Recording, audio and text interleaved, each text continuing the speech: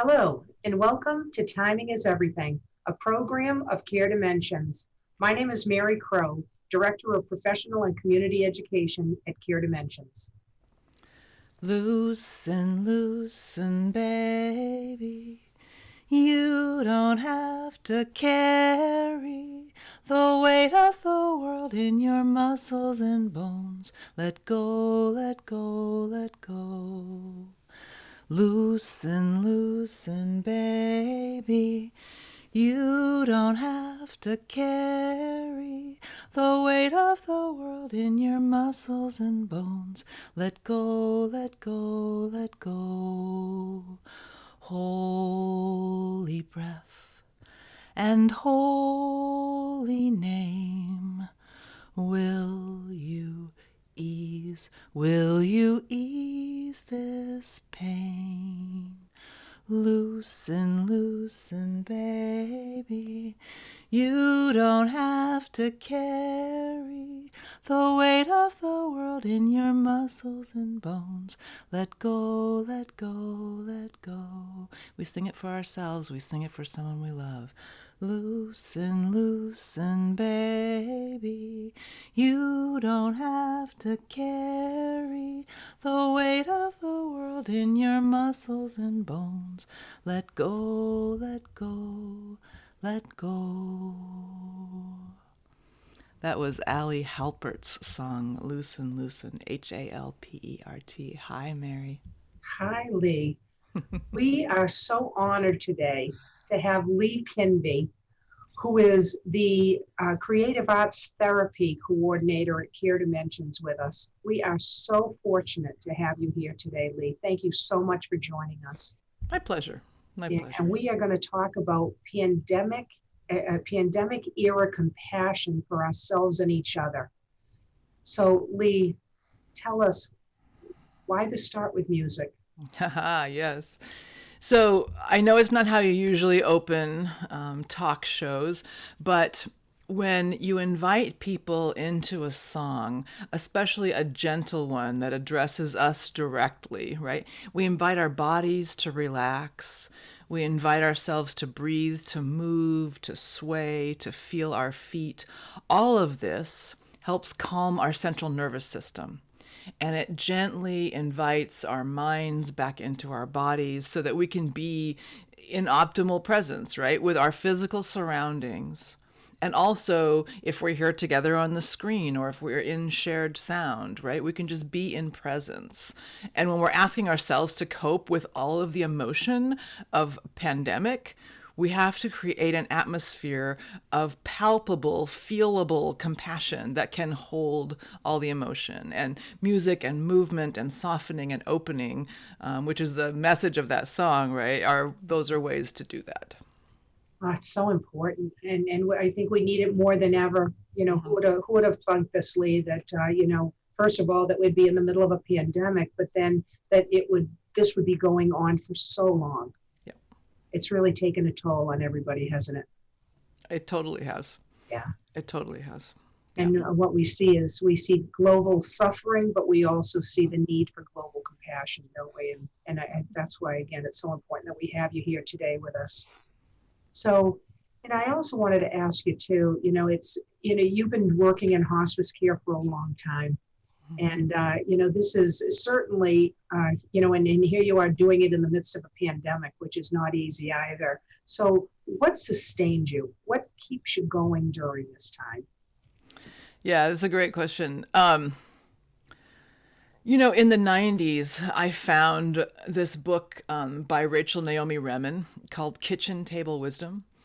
And I have to say, I learned so much from it. Like, this is what, 25 years later, going 13 years full time in hospice. And I feel like I'm sustained, I'm resilient, I'm not burned out, partly because of what I learned from that book so long ago and what I learned from friends and teachers and from my kids. I'll tell you the story maybe of my daughter, who was about two, about 20 years ago. And she was a pretty, a pretty articulate 2-year-old. And there was one morning when I was rushing around and I'm stressed out and I'm trying to get out the door to work and trying to get all my things. And she's crying. Now, she had another parent who was staying home with her. So it wasn't about like, I have to go to the babysitter or even any of that. She's just crying. And I didn't really have time for it. And I didn't know, where her other mom was. And so I was like, what's going on, honey? And she said that she was really sad that her imaginary friend Stretch had not come to pick her up for work that day. And, I'm like, part of me is charmed, but part of me is like, yeah, okay, that's nice. I got to get out the door. I mean, I'd heard a lot about Stretch by that point, And so I sort of said to her, but I didn't really focus on her. I wasn't really present with her. That's what I mean by presence, right?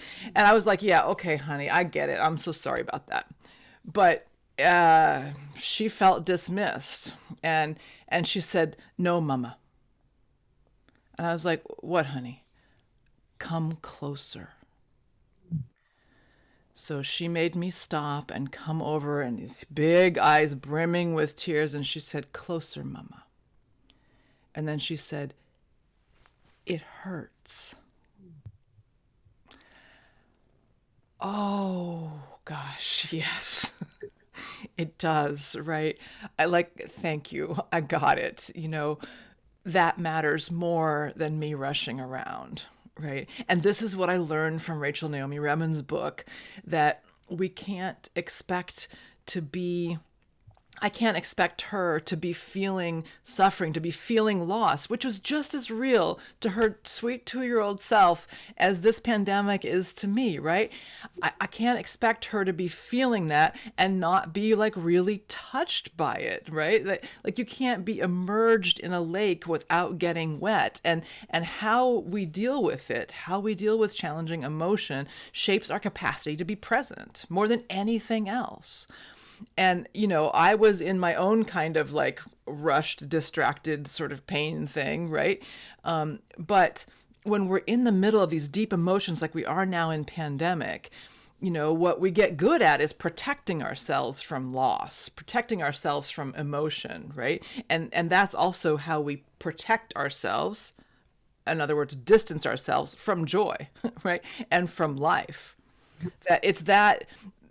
Remen's point is that protecting ourselves rather than feeling and grieving is one of the major causes that we get burned out, that we get exhausted, that we get spent. It's the numbness, it's the not feeling that leads us to feel so much exhaustion and so much, like just, right, that we feel during pandemic. We care about what's happening to our fellow humans. We care about the 400,000 number. We can't take it in because it's overwhelming, but at the same time, we care, right? But we don't have, it's really hard to find ways to care for ourselves and to feel small amounts of emotion that we can feel all the way to the end. So there's a wonderful book called Burnout, The Secret to Unlocking the Stress Cycle by the Nagassi sisters. And they talk about how it's actually the important point is finishing the emotion. So we can't finish the emotion of 400,000 people dying in this country and millions worldwide, but we can finish the emotions that come up little bit by little bit. Somebody we know is ill. We can really feel the anxiety and go all the way through it. So that's a long answer to your question about how I keep going, but it really is about identifying the small moments, like with my daughter, and helping move all the way through those. It hurts, feeling all of that, and then being ready for the next one. Yeah. Does that make sense? I think absolutely it makes sense. And I think it's just such an important point. Now, I think it's so challenging right now because, there are times that we go through things in our life and, you kind of depend on the people our peeps, right? The people that we love to kind of tend to us and hold us up a bit. But when you're in the middle of a pandemic where every single human being in the world is impacted by this, sometimes it's harder to hold each other up. Yeah. And it's a time we need to do it even more. But you brought up some important points, and there are words that I keep hearing too in this process, And one is just the level of uncertainty. Yeah. It's just when I hear people talking about what their worries are, it's about uncertainty. Yep. The other word that you said, which I hear all the time, is exhaustion. Yeah. It's, Yeah. the people are exhausted, and which part, and exhaustion can mean so many different things, can it? So Totally. can talk about more about that, if you will, Lee. Yeah, yeah, yeah. I mean, I think there are lots of different kinds and flavors of exhaustion, but for me, and I think for a lot of folks who I've been in contact with during the pandemic, exhaustion, like during pandemic times, is a lot about unacknowledged pain. It's not so much about a lack of sleep like we had before, or it's not so much about I've been out working so hard, but people who are staying home and who have far less to do find ourselves exhausted. And why? To me, my take on that is that's pain that's not fully processed. And I mean pain in a sort of a broad sense. It might be pain that's specific to a loss or an incident, a misunderstanding, a disagreement, but also might be what you're talking about, the uncertainty, like the pain of sitting with uncertainty, of deep worry and concern, of what's going to come of this. When do I get my life back?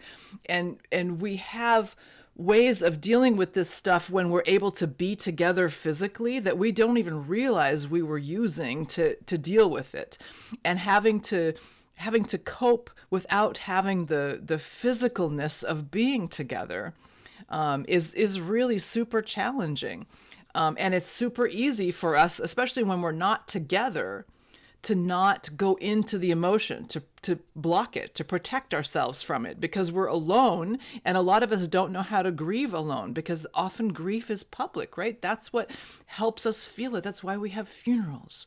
Yes. It's all sorts of things. And people deal with grief through dancing together, and through all sorts of things that we do together, going to church, singing together, praying together, whatever it is you do, going to your temple, going to your masjid, all the things, and it's part of what we do, and we don't have all of that available to us, and so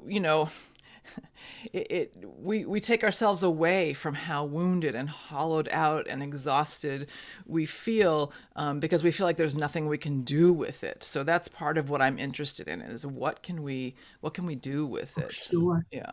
And I think it's when people it's just, I can hear it, the grief, you're talking, there's so much loss right now.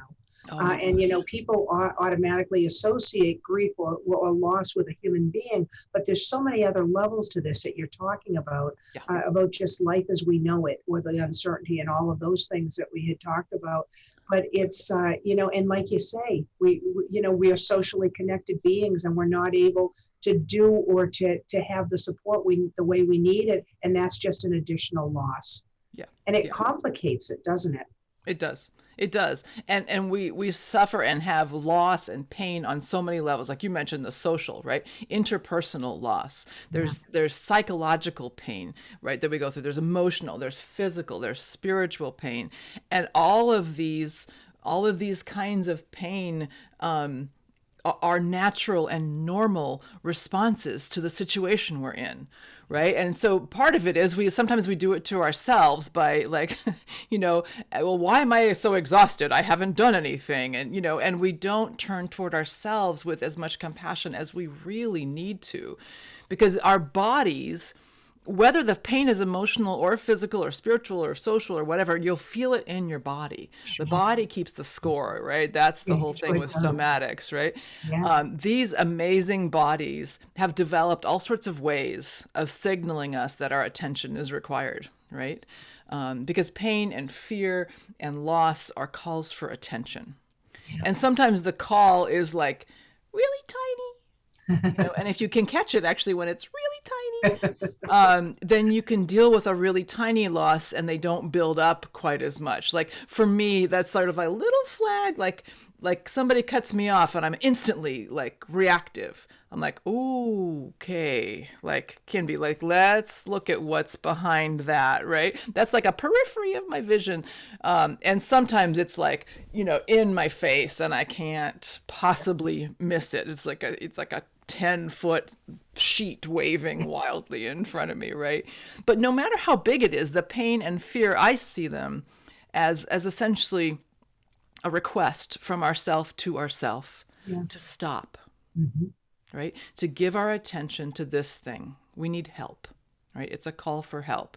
I need to still my body. I need to still my mind. I need to pay attention, right? This is not the time to distract myself. This is the time to take care. And if we find ways to fill ourselves with attention that's loving and compassionate, and offer that to our pain and fear in small moments that we can integrate all day long, that don't take very long, right? Then we're more able to be present and we're more able to offer something to other people, which ironically is what makes us happy. It's not receiving that makes us happy. It's having something to offer that's real that makes us happy. And if we're able to be present in this, especially now in this culture, I don't think there's anything more precious that we can offer than our presence. It's so true. It's so true. Yeah. I think that, what you're saying is so important because like you say, I think that sometimes the feelings are so intolerable for people that we just push them down. We try to run from them, but that's not going to work, is it? No. And if we don't push it down and try and run from it, some of us will throw it at other people. Oh, interesting. And if we don't transform it, we will transmit it. So our shutting down and pushing down also transmits to other people in our unavailability, like in the story with my daughter, right? That was me like shutting down my pain, her pain. I was not available, right? And so I was transmitting it to her, right? I was transmitting my busyness to her. But it could also take much bigger and much more serious ways that people throw their pain on other people, verbally, with insults, with, we've seen it in the news. We see it all the time. It's like the oldest human storyline, right? That we transmit pain that we haven't transformed in ourselves. It can look like just cynicism.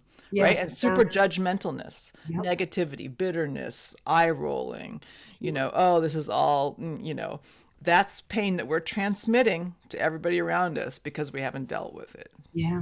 I think that's really important right now because like you say, this is at a time when we need to be gentle with ourselves and each other.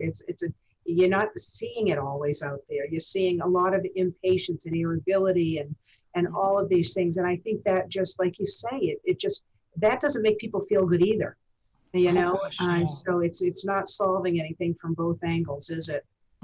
So what are some of the ways that we can take care of ourselves, and not make it, right? Because we can make it, like you say, these checklists, right? Of things we have to do. And how do we do this, and without it undermining our need for self-care and how to care for others as well. Can you talk about that?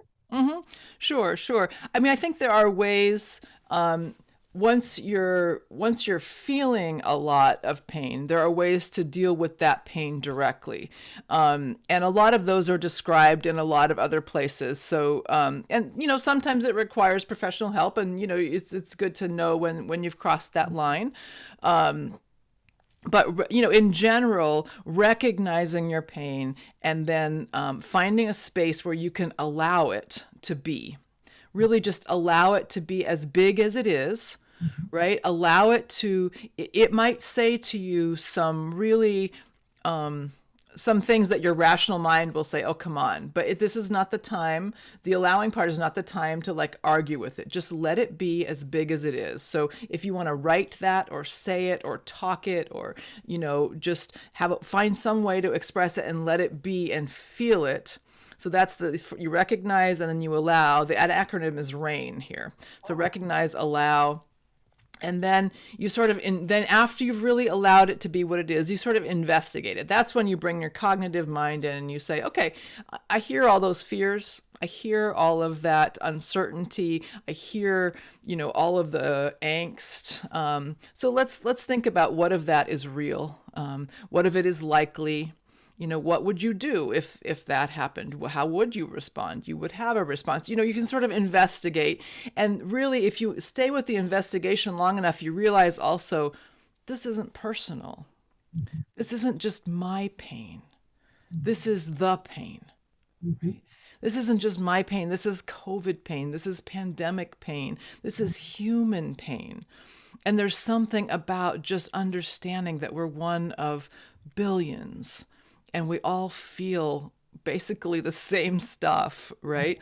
Yeah. That also puts it in a larger container, right? Which helps us not so, shut down around it so tight. Because it's this whole thing of like wanting to keep the negative away and the positive in. And that's where we get into so much trouble, It's like we got to mix it. We got to mix it all. So that's that Loosen, right? The song that I started with. Yeah. There are also things that I talk about. That's the end part. I didn't finish the acronym. Recognize, allow, investigate, and you can think of as sort of non-attachment. And what that means is like, this isn't just mine. This is everybody's. But there are also things that we can do throughout the day to sort of take care of ourselves and focus our attention in a loving and open way on ourselves. And it might sound corny, but it's only corny if you don't believe it. Mm-hmm. And so for example, if we take, like almost everybody who's listening to this will probably have hands available. Most of us have two of them. Some folks have different issues with their hands, but if you do have hands available, there are lots of things that you can do just starting with those hands, like just checking them out, thinking of all that they are capable of, all that they have learned to do since you were tiny, and they just sort of flew across your visual field and you're like, what's that, right? Everything that they have learned, that they've been with you every single day, all the things that they have done, all the work that they've done, all the caring that they've done, all the dishes that they've done, all the driving, it's how they've taken care of you, right? And how do we even just appreciate that about ourselves? And then there's all sorts of things that you can do as you appreciate your hands to feel them, right? You can if you have lotion or oil that you like, you can do that. But right now we're drying out our hands a lot. We're washing them a lot, We're doing the hand sanitizer, which is a whole thing with the skin. They have all this amazing skin. They have all this cartilage and muscles and joints, and they're just amazing. And so you can give yourself massages on each of the fingers and in the palm, and you're just thinking just appreciating your hands. And it's a form of for people who think they can't meditate, this is a kind of meditation if you just put your attention on your hands. Right? What do I see? Do I have scars? Do I have strength? Do I have pain? Do I have wow, look at them, and it doesn't take long, and you could do it in a meeting and nobody would necessarily know what you're doing. I'm all about stealth practices. Another one that I think about is that stays in the body, sort of rooting. I call it rooting in positive resource. So thinking about where in my body I feel good, right? And putting my attention there for a little while, right? And then finding something in the room that my eyes really love looking at. You don't have to label it beautiful, because then it's going to be a certain thing. But maybe my eyes really actually behind you, I really like the color of that dark wood, and then the shadow with the horizontal wood underneath it. I love just that line. Yeah. I love that. My eyes found it beautiful to look at. Or just soothing. They enjoy looking at it. So there's that. What am I hearing that I find pleasurable? Yeah. And then can I experience that both at once? My hands are actually what feels good right now, and seeing that, right? Just putting my attention there for a minute, right? It can help me loosen, and it can help me feel what I need to feel. And sometimes we need to do the opposite. We need to find the place in our body that's really kind of crunchy and tense right now. Like the place, sometimes a lot of us, it's in our shoulders, right? Or it's in our neck, or it's our knees. But go to that place and then just listen, right? And this is not a time to be critical. This is a time to listen to that place. Just listen to what it's telling you. You don't have to comment. It's telling me, this place right here is telling me, I'm tight, I hurt, this is crunchy, ow. Yeah, please put some pressure on me. Okay, right? So then it's just about following that, right? My full, gentle, loving attention to this place. This isn't me going, oh, I wish my hand, I wish I should get a massage. This is just my attention to myself, right? Can I move it? How does it want to move? How can I send a sound to it? Can I wiggle it? What can I do to sort of just take care of it for a minute, right? There are also, like, we started off with the song, right? Yeah. Songs like that are really simple, that can get stuck in your head. Or if you have a song that you love, that's more of a pop song, and it has a couple of lines that really stick in your head that feel, let's say, nourishing to you. And it's very, very personal. You know, it could be Lizzo that feels nourishing. Actually, Lizzo feels nourishing to a lot of people right now. Even just her line, like, I am my own soulmate, right? I know how to love me. Like, that can be a beautiful, just musical invitation to smile and to feel like how I can hear her in my head. That's called audiating, right? I'm not hearing it out loud and I'm not singing it, but I can hear, I am my own soulmate, right? And so I can just, if I go, like, if this reminds me of Lizzo for whatever reason, every time I can sing that to myself. When I hear her, I can do this, and then I can be in a meeting where I just really need to hear that, and I can do this. Yep. And the whole feeling, the same gesture, right? The whole feeling of the song and what it brings me, like her joy and her confidence in singing that, can all come flooding into me in that moment. So that's another, what I call, like, a stealth way to take care of ourselves that doesn't take time. You can do it in a meeting. You can do it, while you're working. You can do it while you're cooking. The song that I opened with, Loosen, Loosen, is one of those. There's a lot of beautiful songs like that.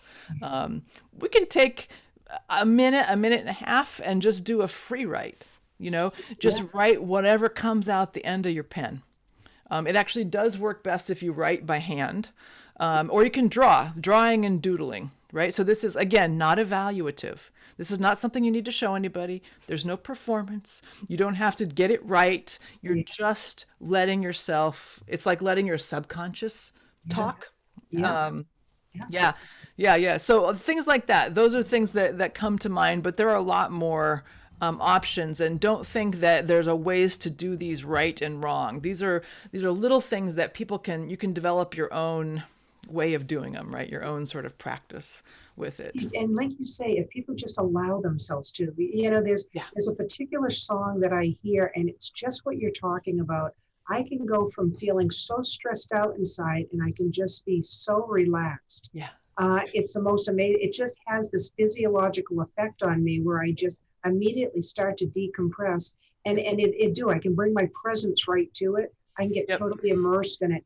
If we just allow ourselves to be, isn't it amazing, Lee? It was just, at the beginning of this, right? What happened? We just kept going. We were going 100 miles an hour. We can't stop, right? We can't stop. This is what we've done in life.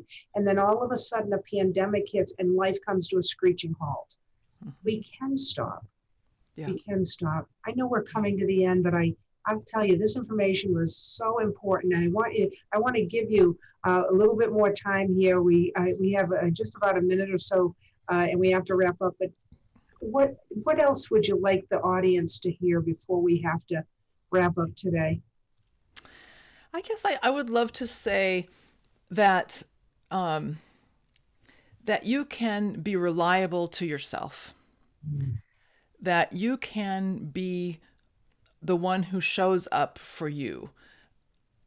There can be other people too, but actually we are the ones that we're going to wake up with for every day for the rest of our life. Mm-hmm.